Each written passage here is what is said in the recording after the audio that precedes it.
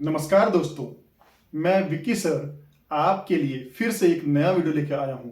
आज मैं एससी वर्मा का काइनेमेटिक्स का ऑब्जेक्टिव 2 के जो 10 क्वेश्चन दिए हैं एससी वर्मा ने अनसॉल्व्ड क्वेश्चन, उनको मैं सॉल्व करके बताऊंगा। आपको क्या करना है, आपको मेरे पीछे पीछे क्वेश्चंस को सॉल्व करना है, लेकिन आपको क्वेश्चंस पहले ही सॉल्व कर लेना है।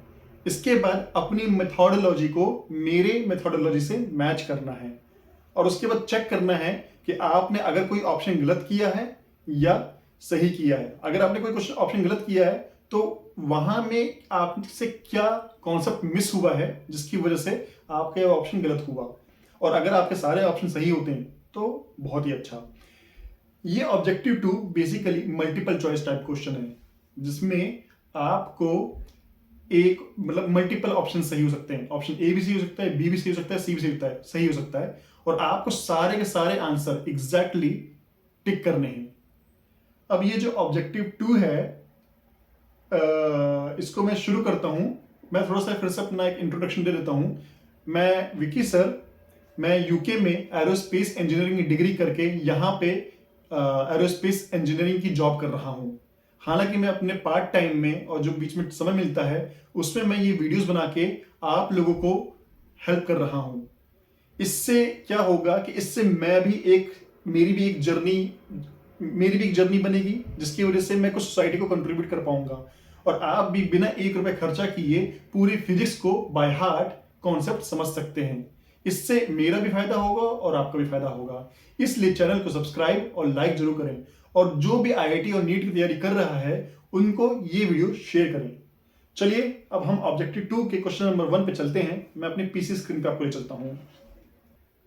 So objective 2, question number 1. Consider the motion of a tip of a minute hand of a clock. So in 1 hour इन्होंने 4 ऑप्शन दिए हैं।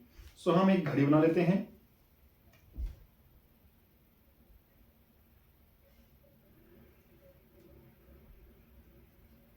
ये मिनट हैंड है जो कि माना कि अभी इसमें 12 पे है। यहाँ पे ये 12 हो जाएगा, ये 3 हो जाएगा, ये 6 हो जाएगा, ये 9 हो जाएगा। ये अभी 12 पे है और 1 घंटे बाद ये ऑफकोर्स ये ट्रेवल करेगा और 1 घंटे बाद ये वापस से 12 पे आएगा। सो इन 1 आवर मिनट हैंड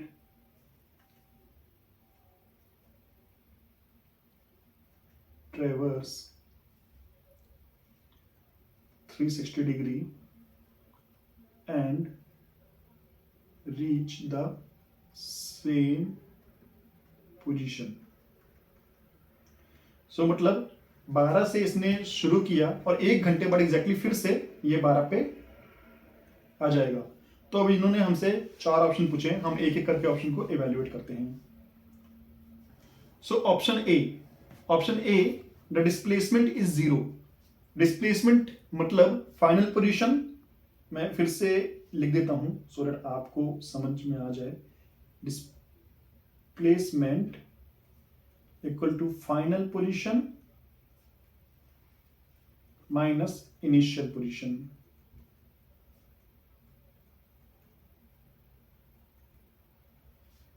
अब हमें पता है फाइनल पोजीशन भी 12 पे है और इनिशियल पोजीशन भी 12 पे है, तो इसका मतलब डिस्प्लेसमेंट 0 है। सो ऑप्शन ए करेक्ट है। Option B the distance covered is 0। देखिए बच्चों, अगर सुई 12 से चली है और फिर से 12 पे पहुंची है तो ये 1 पे भी आई है, 2 पे भी आई है, 6 पे भी आई है, 9 पे भी आई है, 11 पे भी आई है। इसका मतलब इसने पूरा एक रोटेशन लिया है, इसलिए डिस्टेंस 0 नहीं है। Distance is not equal to 0, इसलिए ऑप्शन बी गलत हो जाएगा। Option C the average speed is 0। बच्चों हमें पता है जो एवरेज स्पीड होता है उसका फॉर्मूला क्या होता है, total distance upon total time. So अगर डिस्टेंस नॉट इक्वल टू 0 है सो एवरेज स्पीड भी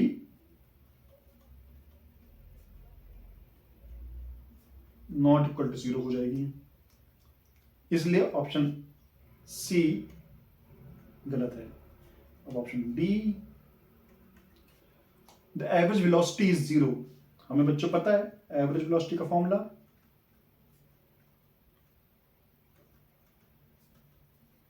average velocity is total displacement upon time, और डिस्प्लेसमेंट तो 0 है, इसलिए एवरेज वेलोसिटी भी 0 हो जाएगा। तो ऑप्शन डी सही। अगर आपको, मैं एक बार फिर से ये स्क्रीन पूरी दिखा देता हूँ ऊपर से नीचे तक, अगर आपको इसमें जरा सा भी कुछ डाउट है, वैसे तो डाउट नहीं होना चाहिए, बहुत सिंपल स्ट्रेट फॉरवर्ड बहुत ही कॉन्सेप्चुअल क्वेश्चन है। अगर आपको जरा सा भी डाउट है फिर भी आप मुझे कमेंट करके बताएं और वीडियो को लाइक जरूर करते हैं।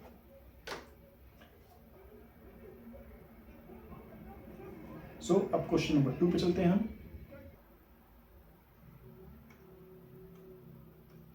सो क्वेश्चन नंबर 2 क्या बोलता है, a particle moves along the x axis, और उसने एक इक्वेशन दे रखी है और हमें 4 ऑप्शन इवेल्युएट करना है। तो चलिए बच्चों, हमें पता है कि अगर पार्टिकल एक्स एक्सिस पे है तो हमें इक्वेशन ऑफ मोशन का फॉर्मूला लिख लेना है जो हमें बाय हार्ट रटा हुआ है। और फॉर्मूला क्या है, x equal to u t plus half a t square. लेकिन यहां पे इसने बेसिकली इस इक्वेशन को थोड़ा चेंज कर दिया है, तो हम इसकी इक्वेशन को सिंप्लीफाई करते हैं। x इक्वल टू, मैं थोड़ा ऐसे जल्दी से लिख देता हूं, u t minus u two s, इसको हम ओपन कर रहे हैं पूरे ब्रैकेट को, plus a t square plus a 4s square, a minus b का फॉर्मूला, ए माइनस बी का होल स्क्वायर का फॉर्मूला तो आप पता ही है, square plus b square minus 2ab, तो वाला फॉर्मूला लगाएंगे हम, a plus a two a 4s square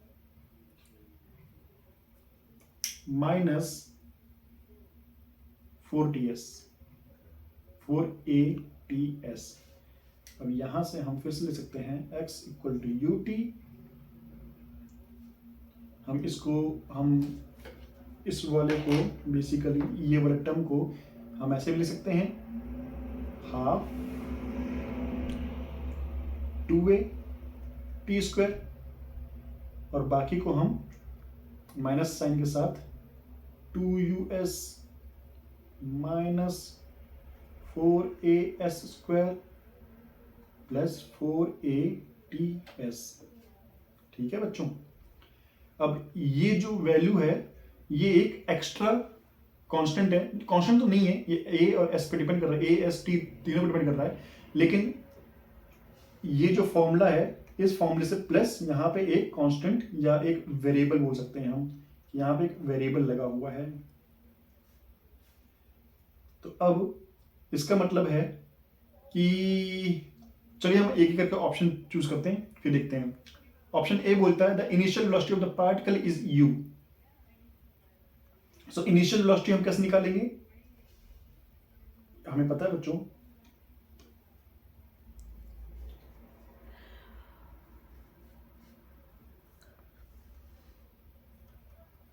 initial velocity तब होती है जब टाइम t 0 होता है ना बच्चों। तो अब यहां पे हमें x का, हमें यहां पे x है, हम इसे एक बार डिफरेंशिएट कर देते हैं, dx बाई dt क्या देता है बच्चों, वेलोसिटी देता है, इसलिए हम डिफरेंशिएट करेंगे तो ये बनेगा u plus half multiply by 2 वैसे लिख देंगे, उसके बाद 2at माइनस 2us तो 0 हो जाएगा क्योंकि कोई t का वेरिएबल नहीं है इसमें, ये भी 0 हो जाएगा, और यहाँ पे बचेगा 4as। सो वेलोसिटी को फिर से हम लिख लेते हैं अपने कंफर्ट के हिसाब से, u plus half multiply by 4at minus 4as। सो जब टाइम t होगा, जब टाइम t इक्वल टू 0 रख देंगे हम, at t equal to 0 velocity आएगी u minus 4as। So initial velocity u नहीं है, u माइनस 4as है, इसलिए ऑप्शन ए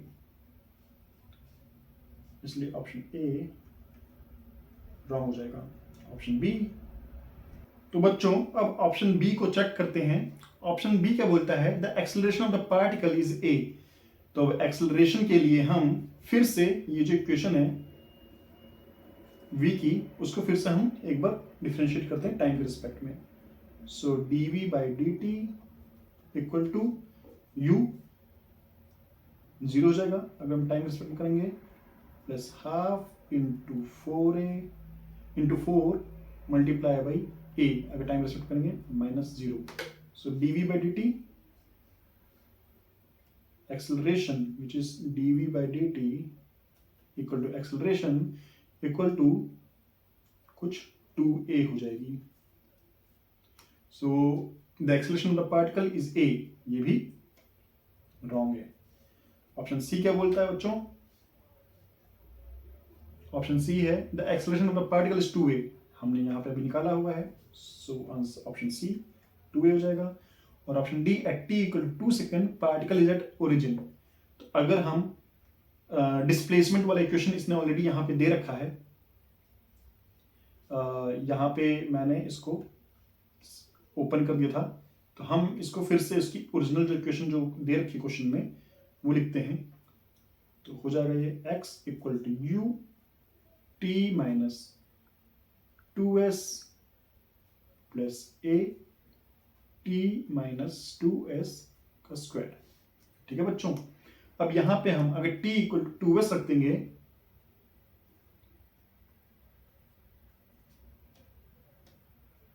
तो ये टर्म जीरो हो जाएगा। इसका मतलब x इक्वल टू जीरो हो जाएगा, मतलब x equal to zero at t equal to 2s second में पार्टिकल की जो पोजीशन है वो जीरो है, दैट मीन्स एट ओरिजिन है। सो ऑप्शन डी सही हो जाएगा। तो बच्चों देखिए, अगर आपको ऐसे क्वेश्चन सॉल्व करने हैं तो आपको हल्का सा डिफरेंशिएशन पता होना चाहिए, क्योंकि इसी से हम आने वाले टाइम में क्वेश्चन सॉल्व कर सकते हैं। तो हो सकता है आपने मैथमेटिक्स में पढ़ा हो, नहीं भी पढ़ा होगा तब भी ऑप्शन बहुत आसान है, आप बेसिक सा डिफरेंशिएशन पढ़ सकते हैं अपनी मैथ्स क्लास में और फिर इस क्वेश्चन को ऐसे करके टैकल कर सकते हैं। और अगर फिर भी अगर आपको कहीं भी कोई भी स्टेप में प्रॉब्लम आए तो आप मुझे उसका स्क्रीनशॉट लेके मुझे पिन कर देना या कमेंट कर देना, मैं आपको पर्टिकुलर वो स्टेप या पूरे का पूरा क्वेश्चन एनिमेशन के थ्रू समझा दूंगा। चलिए क्वेश्चन नंबर 3 पे चलते हैं।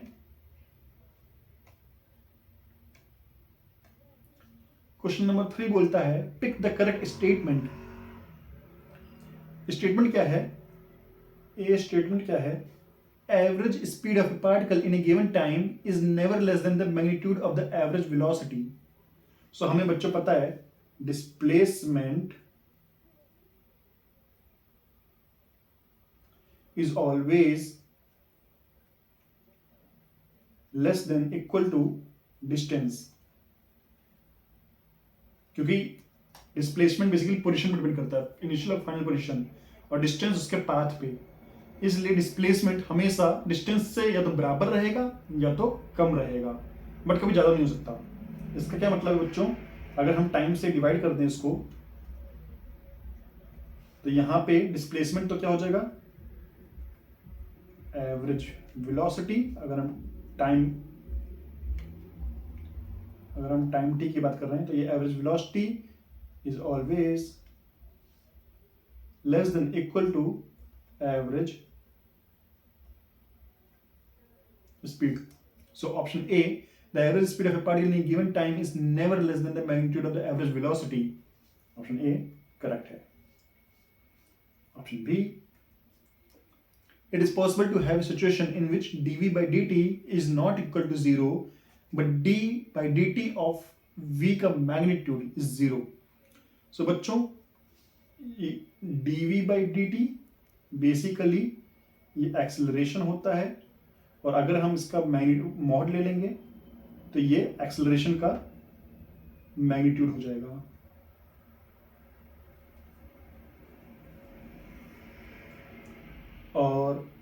डी और D by d t of v, basically क्या होता है, v का मैग्नीट्यूड, तो ये तो स्पीड हो जाता है, और इसको डिवाइड करेंगे तो ये एक्सेलरेशन होता है बेसिकली। बट यहां पे चूंकि ऑलरेडी स्पीड है तो ये एक्सेलरेशन का मैग्नीट्यूड होता है, लेकिन इन दोनों में एक फर्क है।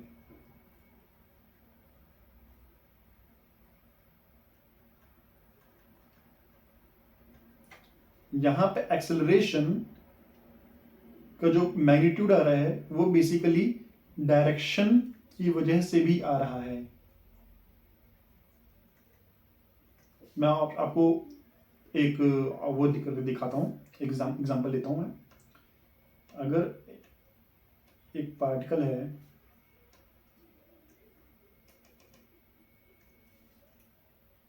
एक पार्टिकल समझिए कुछ ऐसे पाथ पे चल रहा है,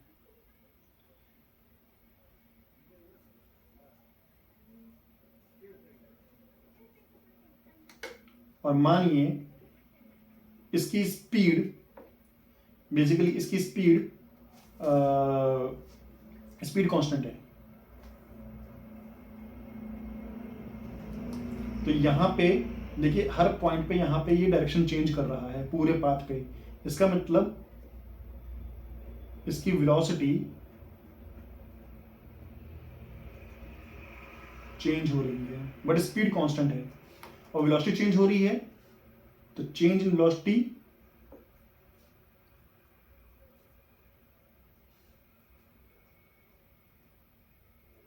delta v by delta T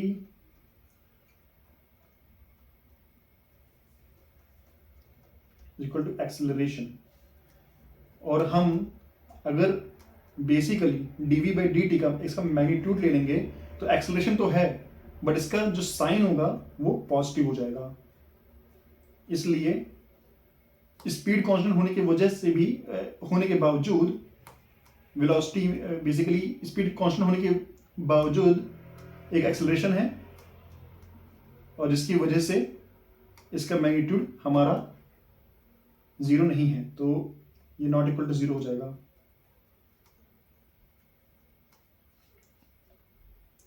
क्योंकि इसका अपना एक डायरेक्शन चेंज हो रहा है जिसकी वजह से एक्सेलरेशन है, और अगर हम उसको चाहे वो एक्सेलरेशन नेगेटिव है, चाहे पॉजिटिव, चाहे रिटार्डेशन हो रहा है, चाहे एक्सेलरेशन हो रहा है, लेकिन वो पॉजिटिव, मतलब ये पॉजिटिव नहीं होगा, नॉन जीरो होगा। लेकिन दूसरे केस में क्या है कि अगर स्पीड कांस्टेंट है और हमने इसका मैग्नीट्यूड ले लेंगे तो स्पीड कांस्टेंट है, और उसको जब हम डिफरेंशिएट करेंगे टाइम के रिस्पेक्ट में तो हमेशा एक्सेलरेशन जीरो आ जाएगा इस केस में, क्योंकि ये स्पीड की वजह से है, ड्यू टू स्पीड।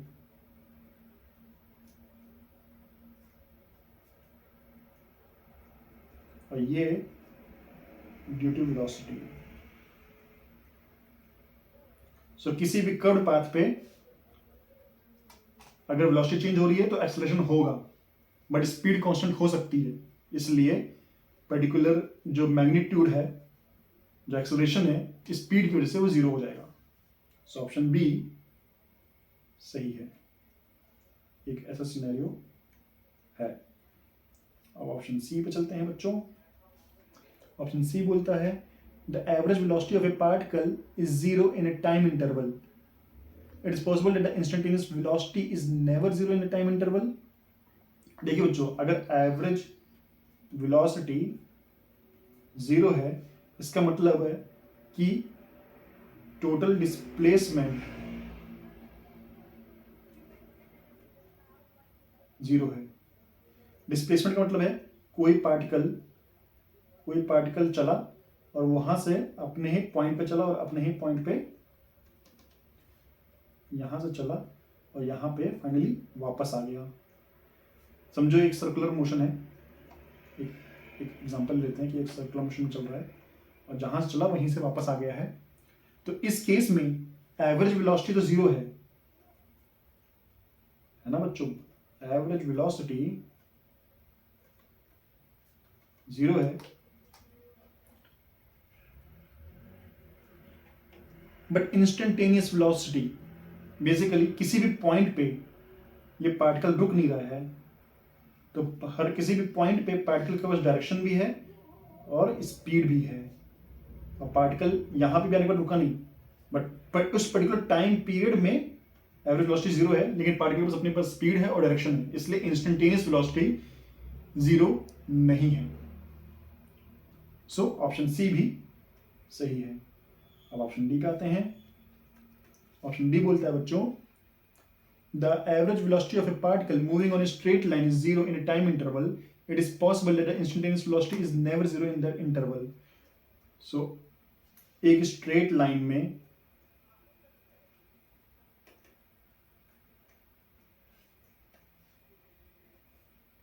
पार्टिकल गया, स्ट्रेट लाइन में गया, और उसके बाद ये बोल रहा है कि average velocity of a particle moving on straight line zero. इसका मतलब पार्टिकल का स्टार्ट पॉइंट यही था और उसके बाद यहाँ पे गया, उसके बाद इसने अपना डायरेक्शन रोटेट मुड़ गया है और फिर से यहाँ पे इसने अपनी जर्नी एंड की है।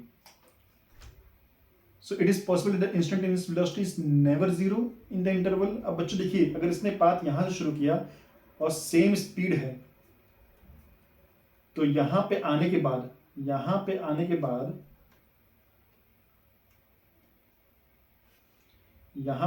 बाद इसको डायरेक्शन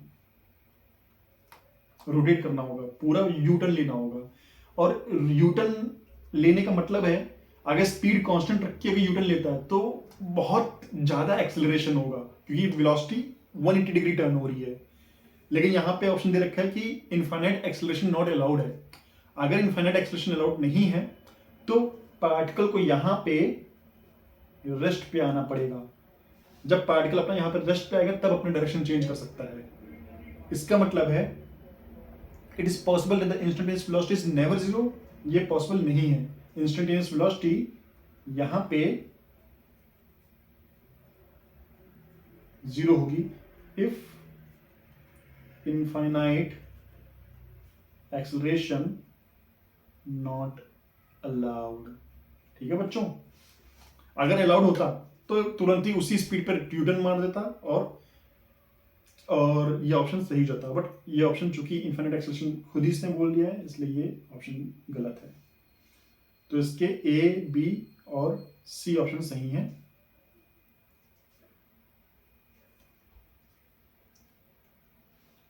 ठीक है बच्चों, अब हम चलते हैं क्वेश्चन नंबर 4 पे। चलिए बच्चों, अब क्वेश्चन नंबर 4 पे चलते हैं। सो क्वेश्चन नंबर 4 क्या बोलता है, ए ऑब्जेक्ट मे हैव, फिर 4 ऑप्शन दे रखे हैं, तो हम एक एक करके सारे ऑप्शन को एनालाइज करते हैं। ऑप्शन ए है varying speed without having varying velocity, that means velocity equal to zero बोल रहा है, but speed, varying speed basically change हो सकती है। दैट मीन्स स्पीड चेंज हो सकती है। तो अब हमें पता है बच्चों, अगर वेलोसिटी जीरो है, इसका क्या मतलब है कि इसका मैग्नीट्यूड जीरो है, और जब मैग्नीट्यूड जीरो है तो डायरेक्शन का तो कोई मतलब ही नहीं बनता, मतलब वो ऑब्जेक्ट रेस्ट पे है। सो अगर ऑब्जेक्ट रेस्ट पे है तो ऑब्जेक्ट की बेसिकली स्पीड भी जीरो होगी, क्योंकि ऑब्जेक्ट रेस्ट पे है। इसलिए ये ऑप्शन ए गलत है। अगर वेलोसिटी अगर चेंज हो रही है तो स्पीड भी चेंज होगी ही होगी।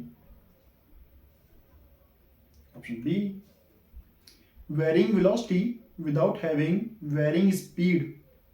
सो ऑप्शन बी सही है, क्योंकि हमें पता है बच्चों कि अगर स्पीड कांस्टेंट है, अगर बाई चांस स्पीड कांस्टेंट है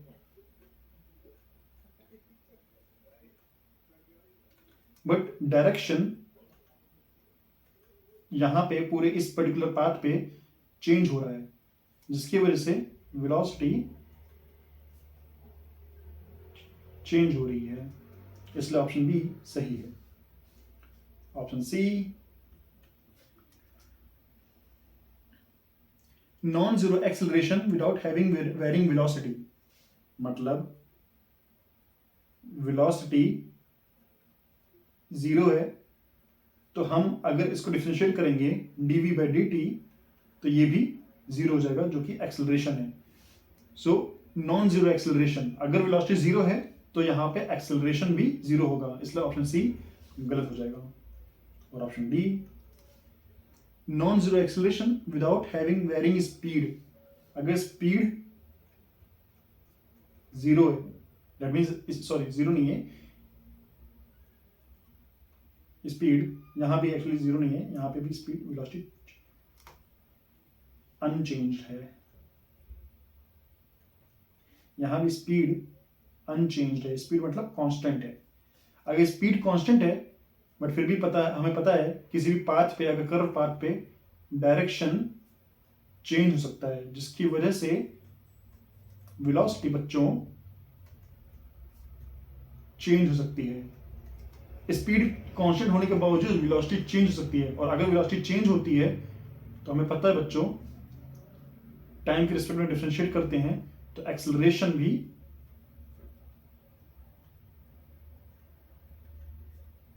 नॉन जीरो होगा। सो ऑप्शन डी सही है।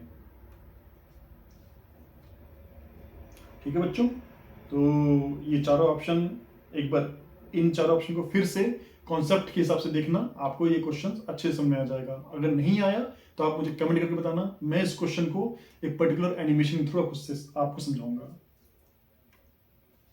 क्वेश्चन नंबर 5 पे चलते हैं बच्चों। क्वेश्चन नंबर 5 बोल रहा है mark the correct statement for a particle going on a straight line. Particle straight line में जा रहा है। ठीक है बच्चों, अब ये पूछ रहा है if the velocity and acceleration have opposite sign the object slowing down. ठीक है, मतलब वेलोसिटी का डायरेक्शन ये है और एक्सेलरेशन का डायरेक्शन ये है, तो हमें पता है बच्चों क्योंकि फोर्स, एक्सेलरेशन बेसिकली कुछ नहीं फोर्स होता है, तो अगर फोर्स पीछे की डायरेक्शन में लग रहा है तो उसकी वेलोसिटी धीरे धीरे घटेगी। इसको हम इस वाले फॉर्मूले से भी लिख सकते हैं v equal to u minus a t, क्योंकि एक्सेलरेशन वेलोसिटी के अपोजिट डायरेक्शन में है इसलिए माइनस साइन यहां पे लगेगा।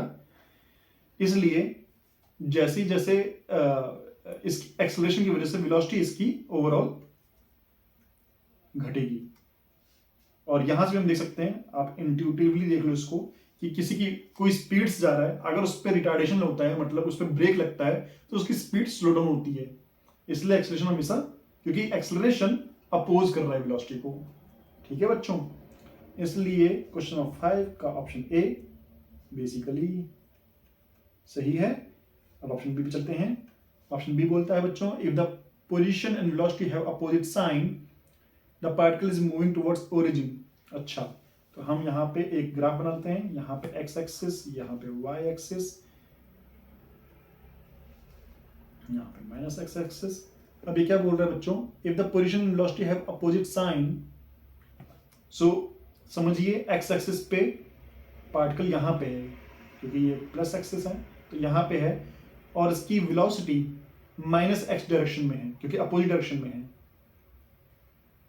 ठीक है, इसका मतलब ये पार्टिकल इस वाले केस में ओरिजिन की तरफ मूव कर रहा है। अब इसकी अगर इसकी पोजीशन माइनस में है और वेलोसिटी अपोजिट साइन में है मतलब प्लस एक्स की तरफ है, तो यहां से भी हम देख सकते हैं कि ये पार्टिकल ओरिजिन की तरफ मूव कर रहा है। सिमिलरली हम यहां भी देख सकते हैं ये प्लस वाई है, ये माइनस वाई है। अगर पार्टिकल यहाँ पे है मतलब पार्टिकल माइनस वाई पे है और इस पे जो वेलोसिटी लग रही है मतलब जो ऑब्जेक्ट है वो बेसिकली प्लस वाई की तरफ जा रहा है, तो यहाँ भी ये ओरिजिन की तरफ जा रहा है।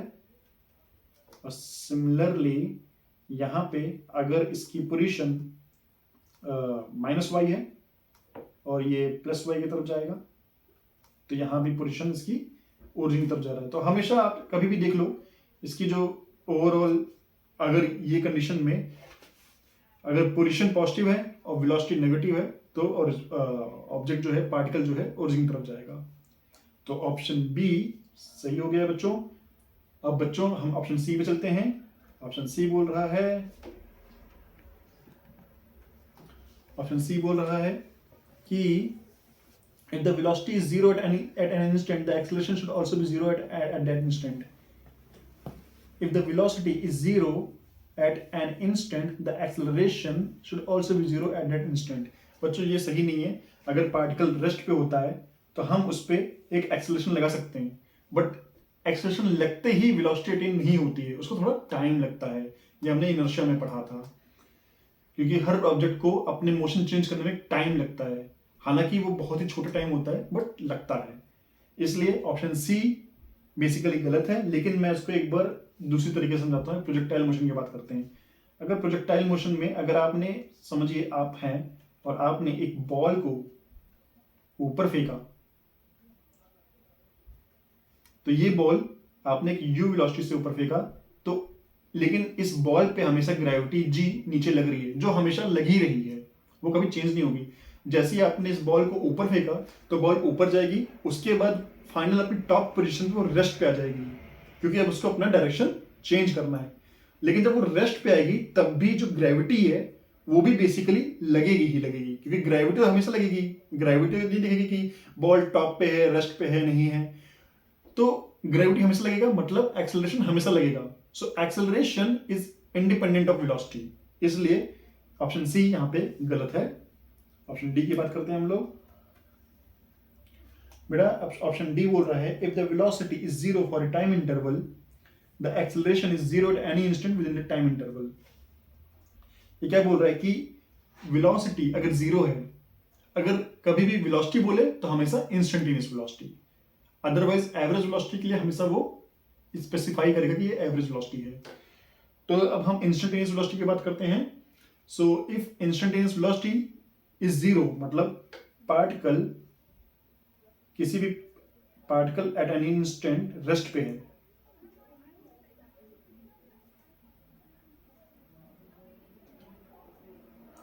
At rest at any instant. और ये सारी चीजें बच्चों स्ट्रेट लाइन की बात कर रहा हूं मैं, ये कोई कर्व्ड पाथ की बात नहीं है. तो पूरा सारे ऑप्शन स्ट्रेट लाइन के ही पर्सपेक्टिव में मैं देख रहा हूं. So if the velocity is zero for a time interval, so that means अगर पार्टिकल समझिए यहां से गया और यहां पे, लेकिन फॉर ए टाइम इंटरवल बोला है बच्चों, इसलिए इंस्टेंटेनियस नहीं है. यहां पे स्पेसिफाई हो गया कि ये एवरेज वेलोसिटी की बात कर रहा है. सो पार्टिकल यहां से स्टार्ट किया, स्ट्रेट लाइन में जा रहा है, और अगर वापस अगर इसकी एवरेज वेलोसिटी जीरो होनी है तो पार्टिकल को यहां पे आना ही पड़ेगा. मतलब पार्टिकल यहां पे गया और यहां से रिटर्न किया, यहां पे वापस आया. सो अब ये पूछ रहा है the acceleration is zero at any instant within the time interval.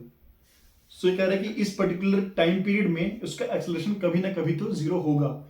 और यस, हम इसे देख सकते हैं कि एक्सेलरेशन जीरो कब होगा, जब यहाँ पे पार्टिकल अपना डायरेक्शन चेंज कर रहा होगा. यहाँ पे पार्टिकल, बेसिकली यहाँ पे पार्टिकल की खुद की स्पीड है, बट यहाँ पे ये रेस्ट पे आएगा, और जैसे ही यहाँ पे रेस्ट पे आएगा इसका एक्सेलरेशन जीरो होना पड़ेगा, क्योंकि यहाँ पे एक्सेलरेशन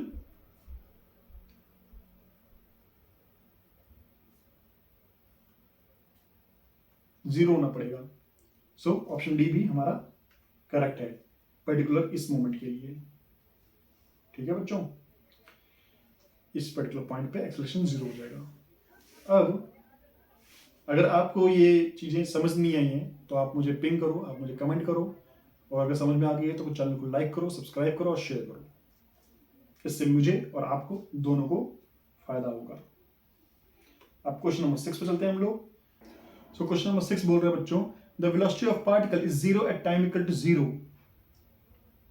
मतलब इनिशियल वेलोसिटी जीरो है at t equal to zero.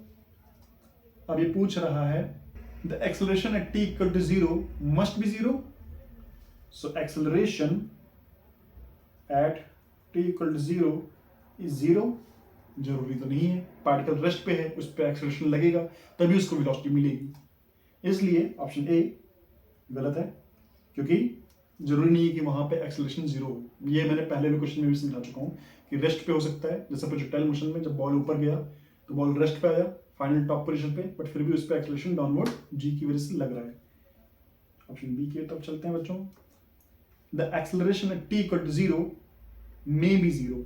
हो सकता है ऑब्जेक्ट रेस्ट पे हो और उसकी इनिशियल वेलोसिटी जीरो है, उस पर कोई वेलोसिटी नहीं है और रेस्ट पे ही है, और अगर उस पर एक्सेलरेशन लग ही नहीं रहा है तो बॉडी हमेशा रेस्ट पे ही रहेगी, इसलिए हो सकता है जीरो हो, क्योंकि इसमें कहीं नहीं बोला गया कि वो पार्टिकल मूव कर रहा है, और पार्टिकल हमें पता ही नहीं, पार्टिकल हो सकता है मूव कर रहा हो सकता है ना मूव कर रहा हो। अगर नहीं मूव कर रहा है तो इसका मतलब वहां पे एक्सेलरेशन जीरो है, इसलिए ऑप्शन बी सही हो जाएगा।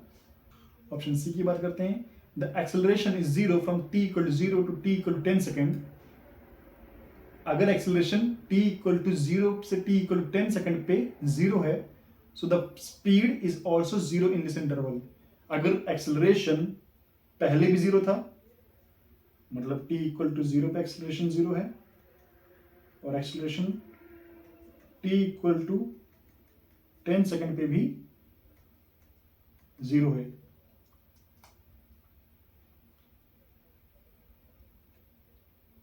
सो इसका मतलब है कि 0 से लेकर 10 सेकेंड तक कोई एक्सेलरेशन हो ही नहीं रहा है। तो इसका मतलब है फर्स्ट 10 सेकेंड अगर इनिशियल वेलोसिटी जीरो है तो बॉडी पे कोई फोर्स नहीं लग रहा, जिसकी वजह से बॉडी रेस्ट पे ही रहेगी, इसलिए ऑप्शन सी सही है। अब ऑप्शन डी की तरफ चलते हैं बच्चों। ऑप्शन डी बोलता है if the speed is zero from t equal to zero to t equal to 10 second, the acceleration is also zero in this interval. मतलब अगर t इक्वल जीरो से v, t equal to zero से लेके v t equal to 10 second पे zero है, यहां भी zero है, इसका मतलब यहां फिर से बोल रहा है अगर स्पीड जीरो है पहले 10 सेकेंड, इसका मतलब है, और इनिशियल वेलोसिटी भी जीरो है, इसका मतलब पार्टिकल रेस्ट पे है, क्योंकि उसको कोई मोशन ही नहीं मिला पहले 0 से लेकर 10 सेकंड तक। और अगर पार्टिकल रेस्ट पे है तो इसका मतलब है कि पार्टिकल पे कोई फोर्स ही नहीं लग रहा, इसका मतलब कोई एक्सेलरेशन ही नहीं हो रहा, इसलिए ऑप्शन डी भी सही है। ठीक है बच्चों। सो अब हम नेक्स्ट क्वेश्चन नंबर 7 पे चलते हैं।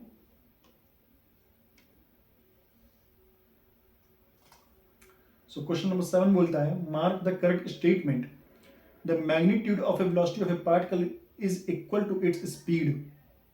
ये तो बच्चों में पता ही है कि वेलोसिटी का मैग्नीट्यूड स्पीड के बराबर होता है, इसलिए ऑप्शन ए सही है। Option B the magnitude of average velocity in an interval is equal to its average speed in that interval. So magnitude of average velocity, so अगर बात की जाए मैग्नीट्यूड ऑफ एवरेज वेलोसिटी, समझिए कि particle यहाँ पे है और उसी टाइम पीरियड पे पार्टिकल यहीं से शुरू होता है और यहीं पे आके एंड हो जाता है, तो यहाँ पे बेसिकली एवरेज वेलोसिटी तो जीरो हो जाएगी, बट एवरेज स्पीड जीरो नहीं है, क्योंकि इसने एक डिस्टेंस ट्रेवल किया और पर्टिकुलर टाइम में ट्रेवल किया, so distance upon time basically इसकी एवरेज स्पीड हो जाएगी, जो कि जीरो नहीं है, क्योंकि डिस्टेंस हमेशा पॉजिटिव होगा अगर इसने ट्रेवल किया है, मोशन हुआ है तो। इसलिए बेसिकली ये दोनों ऑप्शन कॉन्ट्राडिक्टरी हैं, सो ऑप्शन बी गलत हो जाएगा। ऑप्शन सी की बात करते हैं बच्चों। It is possible to have a situation in which the speed of a particle is always zero, but the average speed is not zero. It is possible to have a situation in which the speed of the particle is always zero, but the average speed is not zero.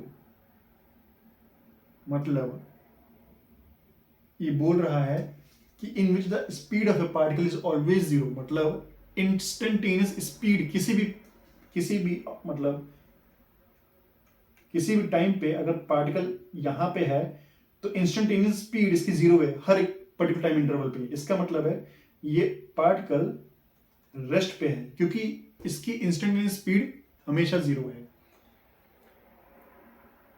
But the average speed is not zero. So average speed अगर इसकी instantaneous speed zero है so particular time at t equal to zero पे भी यही था, at t equal to 10 second पे भी यही था ये। तो एवरेज स्पीड भी बेसिकली एवरेज स्पीड भी बेटा अपने आप जीरो हो जाएगा क्योंकि पार्टिकल जीरो से लेकर 10 सेकंड पे रेस्ट पे था। इसलिए ऑप्शन सी भी कॉन्ट्राडिक्ट है, बेसिकली गलत हो जाएगा। और ऑप्शन डी की बात करते हैं। It is possible to have a situation in which the speed of a particle is never zero, but the average speed in an interval is zero.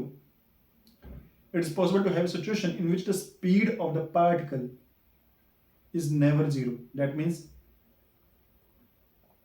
फिर से पार्टिकल की स्पीड मतलब instantaneous speed in which the speed of a particle is never zero, मतलब instantaneous speed कुछ ना कुछ motion में है, मतलब पार्टिकल मूव कर रहा है। It is possible to have a situation in which the speed of a particle is never zero, but the average speed in an interval is zero. Of course. अब देखिए बच्चों ये पाथ में move कर रहा है और लेट्स कंसीडर कि वो मूव करते करते करते करते आपस में वापस में अपने उसी पोजीशन पे आ जाता है। तो इस कंडीशन में इसकी स्पीड बेसिकली हमेशा अनचेंज मतलब नॉन जीरो रहेगी, but average speed in particular time period T जब ये यहां से चल के यहीं पे आ गया है तो यहां पे average speed but the average speed in interval is zero. So average speed भी यहां पे कुछ ना कुछ नॉन जीरो रहेगी क्योंकि इसकी इंस्टेंटेनियस स्पीड भी नॉन जीरो है। हालांकि वेलोसिटी एवरेज वेलोसिटी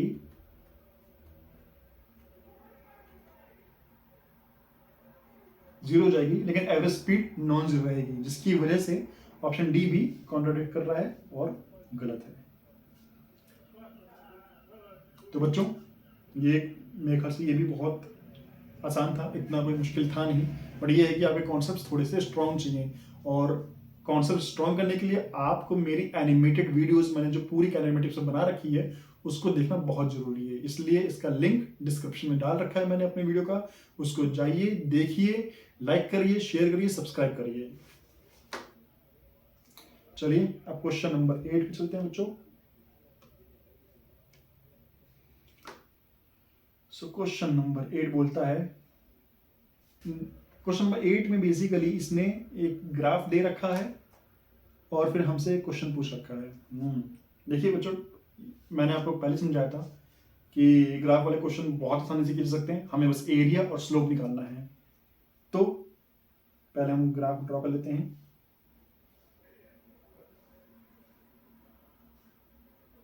ठीक है बच्चों, यहाँ पे टाइम है 30 सेकेंड, ये वेलोसिटी है, यहाँ पे वेलोसिटी है 10,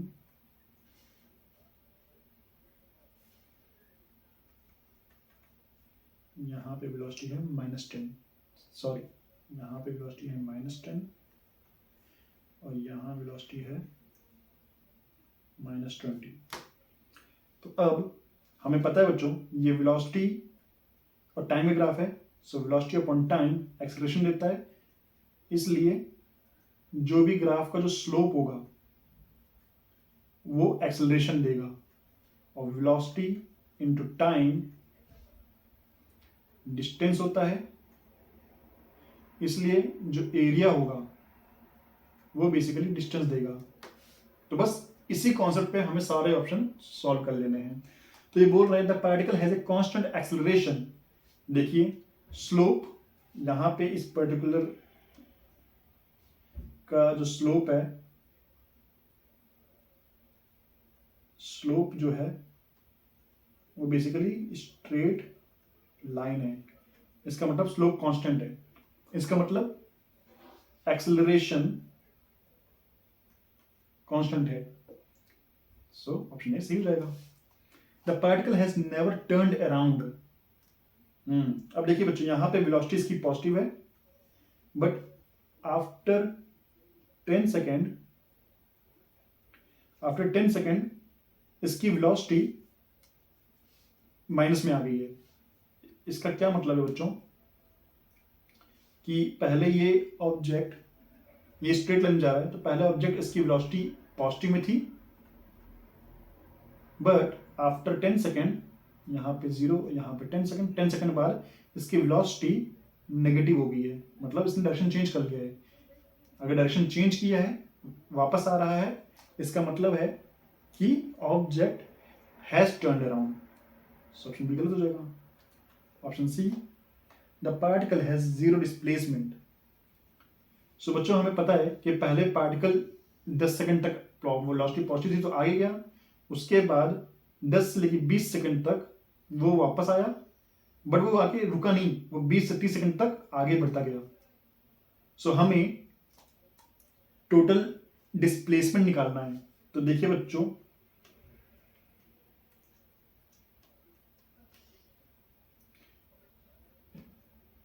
ये जो एरिया होगा ये पॉजिटिव होगा और ये एरिया नेगेटिव होगा। और पॉजिटिव एरिया कितना होगा हमें पता है, पॉजिटिव एरिया फिर से ट्राइंगल वाला लॉ लगा देंगे, ट्राइंगल का area half base into height 50, ये पॉजिटिव हो गया। और नेगेटिव एरिया फिर से लगा देंगे हाफ, बेस कितना है 30 माइनस 20, और हाइट कितना है -20 इक्वल टू 200। इसका मतलब जो टोटल डिस्प्लेसमेंट है वो 50 माइनस 200 इक्वल टू -150 मीटर है। इसका मतलब ऑब्जेक्ट फाइनली एक्स्ट्रा 150 मीटर पीछे गया अपने ओरिजिन से और पीछे चला गया है, इसलिए जीरो डिस्प्लेसमेंट नहीं है, इसलिए ऑप्शन सी गलत है। ऑप्शन डी की बात करते हैं हम। ऑप्शन डी बोलता है the average speed in the interval 0 to 10 second is the same as the average speed in the interval 10 to 20 second. So average speed हमें पता है 0 से 10 सेकेंड तक एवरेज स्पीड क्या हो जाएगी बच्चों,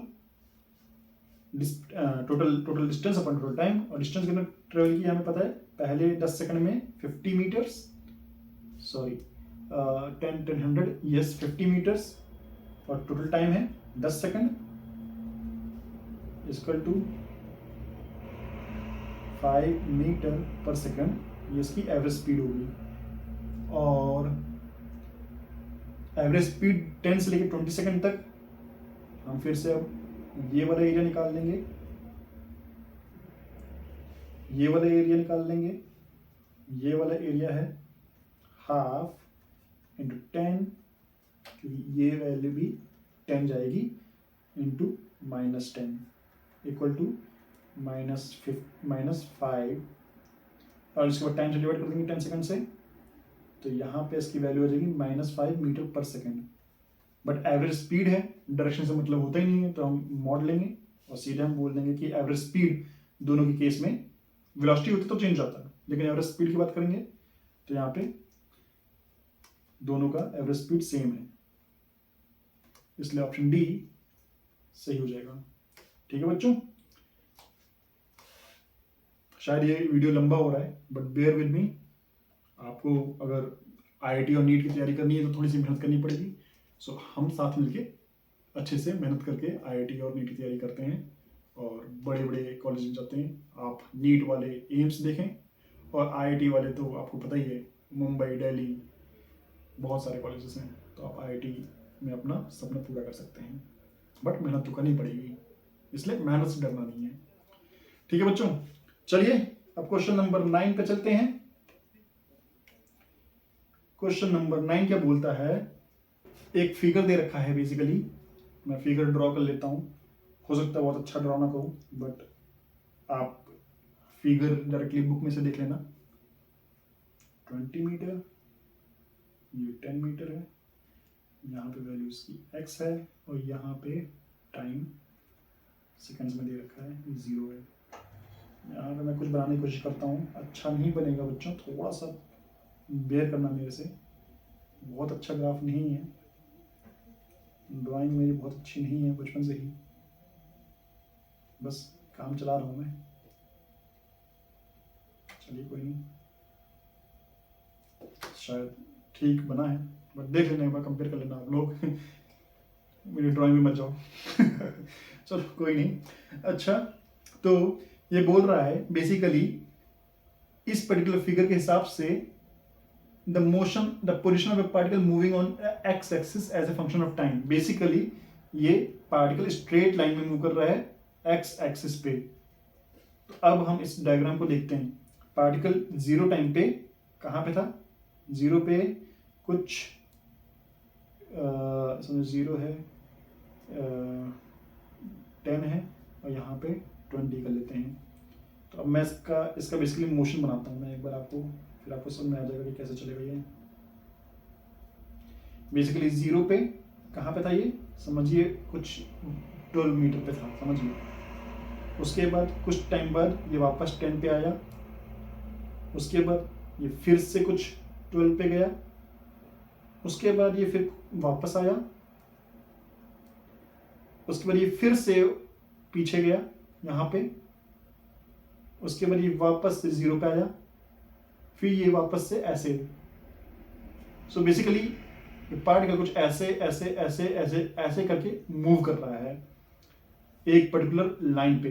मैंने ये डायग्राम थोड़ा ऐसे दिखा दिया सो दैट आपको समझ में आए, क्योंकि मैं एक के ऊपर एक पेन चला रहा तो आप समझ ना पाते, जो मैंने चलाया इसलिए आप समझ नहीं पाए। लेकिन आप भावना को समझिए कि पार्टिकल बेसिकली उसी पर्टिकुलर लाइन पे आगे पीछे हो रहा है। अब हमें कुछ ऑप्शन सिलेक्ट करने हैं और देखना है कि कौन कौन से ऑप्शन सही हैं।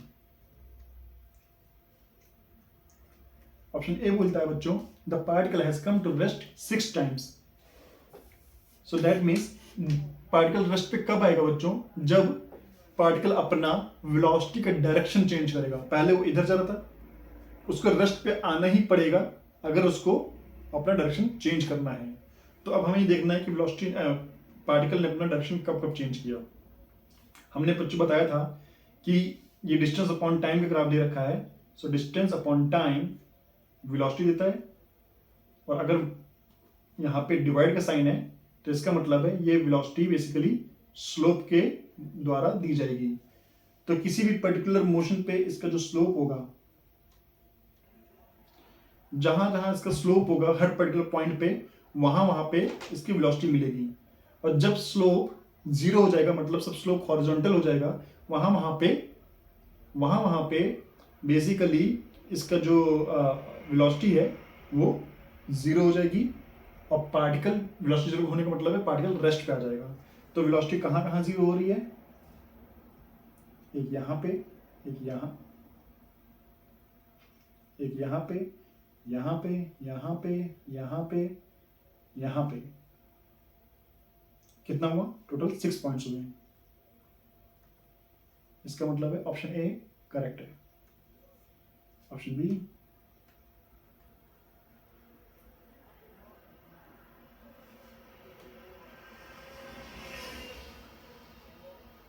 ऑप्शन बी क्या बोलता है, the maximum speed is at t equal to 6 सेकेंड। अब t इक्वल टू 6 कहाँ पे है इस ग्राफ के हिसाब से, कुछ आप एक बार डायग्राम में देख लेना, t इक्वल टू 6 सेकेंड पे यहाँ पे है। अब मैक्सिमम वेलोसिटी देखिए, एग्जैक्टली हम स्लोप का डायरेक्शन बता सकते हैं, बट कितना स्लोप है इसका मैग्नीट्यूड हम कहीं भी नहीं बता सकते, क्योंकि बहुत डायग्राम की वैल्यू कहीं भी इसने दी नहीं है। इसलिए हम ऑप्शन बी को, हो सकता है यहाँ पे इसका स्लोप ज़्यादा हो इस पर्टिकुलर पॉइंट पे, इस पर्टिकुलर पॉइंट के अलावा, तो कुछ कह नहीं सकते, इसलिए ऑप्शन बी हम मार्क नहीं करेंगे, ऑप्शन बी गलत है। Option C, the velocity remains positive for t equal to 0 to t equal to 6 second. यहाँ से लेके यहाँ तक वेलोसिटी क्या रहा है, हमेशा पॉजिटिव है। क्या सही में वेलोसिटी पॉजिटिव है? नहीं, वेलोसिटी देखिए यहाँ पे 0 है, इस पर्टिकुलर इसको हम वेलोसिटी यहाँ पॉजिटिव है, यहाँ पॉजिटिव है, यहाँ पॉजिटिव है, बट वेलोसिटी बाकी जगह नेगेटिव आएगी।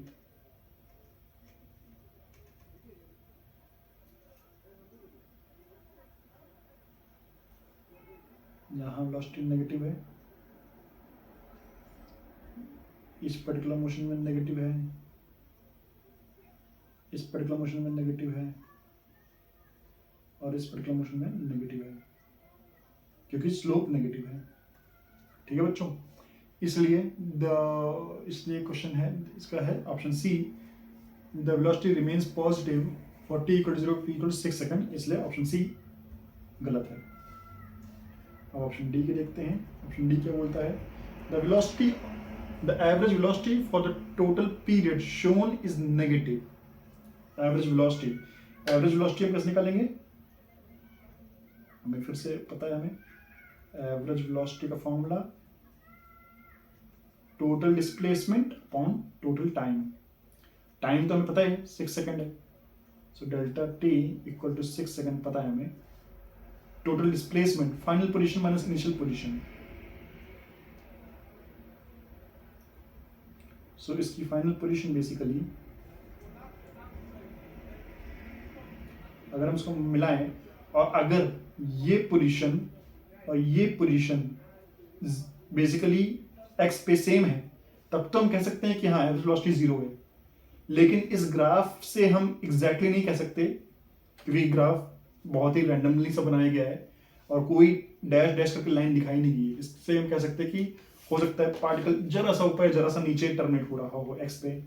इसलिए हम ऑप्शन डी डाउट में है, क्योंकि सही भी हो सकता है गलत भी हो सकता है, इसलिए हम मानेंगे कि गलत है ये, क्योंकि हमें पता नहीं है एग्जैक्टली कि, क्योंकि हम सही तभी करेंगे जब हम 100% श्योर है कि ये ऑप्शन सही है, और अदरवाइज क्वेश्चन कंफ्यूज कर रखा है तो ऑप्शन को गलत मार करके आगे चलो। तो बच्चों मैंने क्वेश्चन नंबर 9 भी यहाँ पे कंप्लीट कर लिया, और अगर आपको जरा सा भी डाउट है तो आप एक बार इसको अच्छे से देख सकते हो। अगर नहीं समझ में आ रहा है तो मैं इसको फिर से एनिमेशन के थ्रू आपको समझाऊंगा। और अब वीडियो बहुत ही लंबी हो रही है, इसलिए क्वेश्चन नंबर 10 को मैं नेक्स्ट वीडियो में सॉल्व करके बताऊंगा। चूंकि ऑलरेडी वीडियो 1 घंटे से ऊपर चली गई है, तो अब इस क्वेश्चन को नेक्स्ट टाइम सॉल्व करते हैं। और तब तक के लिए नमस्कार, और वीडियो को लाइक, सब्सक्राइब और शेयर करना बिल्कुल ना भूलें।